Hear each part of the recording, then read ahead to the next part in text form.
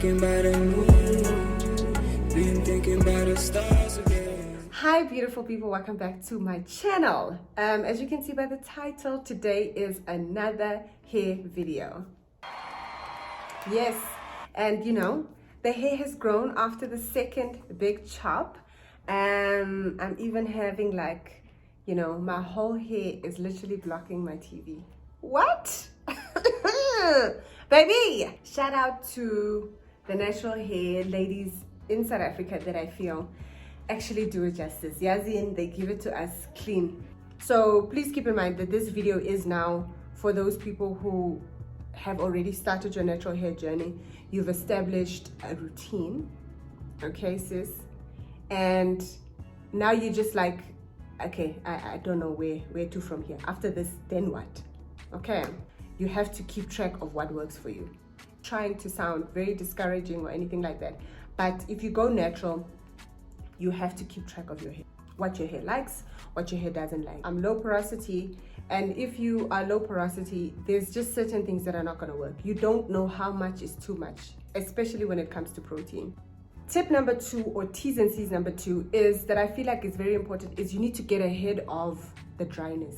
I think that some people tend to moisturize their hair every day. I know Sinovuyo, if you guys know her, the natural hair queen, she usually says that people need to moisturize their hair every day, but then again you have to check your hair. So what I would suggest is get ahead of the dryness. So if you know that it takes your hair after 3 days, if you haven't moisturized your hair, you know it's going to be dry, then that means moisturize your hair every 2 days.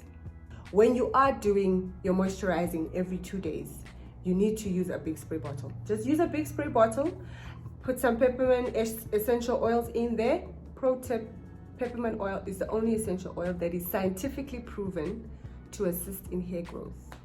So all these other essential oils, yes, they help in dryness, yes, they help in moisture, but specifically hair growth, peppermint oil, okay? You're gonna put that in your big spray bottle, all right? Peppermint oil, essential oil, the only one that promotes increased blood circulation on your scalp.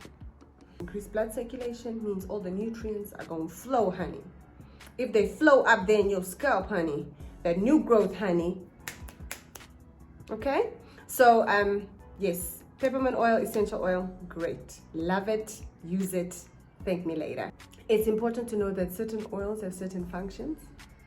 And if you are going to use an oil that's actually there to seal, and you're using an oil that you think is gonna penetrate your hair, sisters, it's gonna be dry.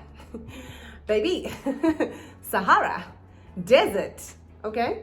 So make sure you do a proper research of the different oils that are in the products that you use, but also the different oils that you use for hot oil treatments, as well as deep conditioning, etc., etc. If I had to tell someone now who's already established a routine, I would say find a balance between experimenting with products and keeping a consistent routine. For example, if I know that maybe for a change of seasons, my hair gets very dry in winter, which probably all natural hair does, and you want to experiment going from a leave-in spray or going from a leave-in conditioner to a cream, right?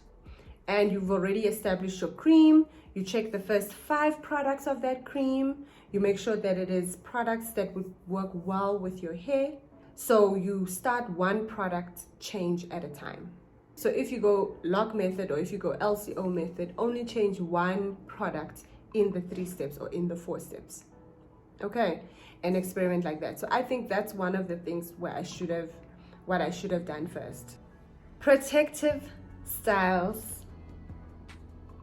Okay, I might get a lot of slack for this, but I feel protective styling does more good than harm. And that includes braids.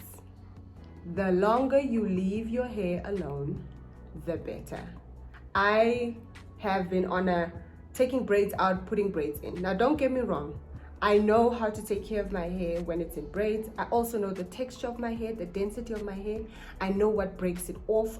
Does that make sense? So I know what is going to happen if my hair, you know, is struggling. I will know what to do. But when it comes to protective style, I think I would promote it more to any natural hair. If you have a teeny weeny afro and you at a very weird length, uncomfortable length, I would definitely recommend just braid, sisters, put your weave, sisters, do your cornrows, sisters, and keep it like that and do it 2-3 times in the year. That is what I would recommend. I want someone to prove me wrong. You have a lot of breakage when you take your braids out, whether you keep your braids in for 4 weeks, whether you keep your braids in for 5 weeks, 6 weeks, 7 weeks. You have breakage. So I would rather have you do your protective style, take care of your hair when it's in a protective style, take it out, let it breathe for a week or so, or a couple of days, and go back to your protective style, sis. That is what I would recommend. I stand by it. I know there's a lot of natural hair people who don't agree, who feel like protective styling can be very damaging. Protective styling, it can cause a lot of, pulling on the hair, and that way you have a lot of breakage. But I feel like it does more good than harm. I stand by it. Shoot me. Speaking of protective styling and taking your hair out, I also think one of the things where I feel like people don't really put a lot of emphasis on is manipulation. Now, if you watch my wash day video, you will see that if I see I struggle, I will move on to something different, a different detangling method. So I'll start off with my fingers. I'll start off with a wide tooth comb if the fingers don't work. And if that doesn't work, then I go to a brush. It's just as simple as that. I'm not gonna make my life difficult by now trying to detangle, waste time. Everybody's texture is not the same. So if you have really thick, kinky, coily hair, finger detangling might not work the best for you.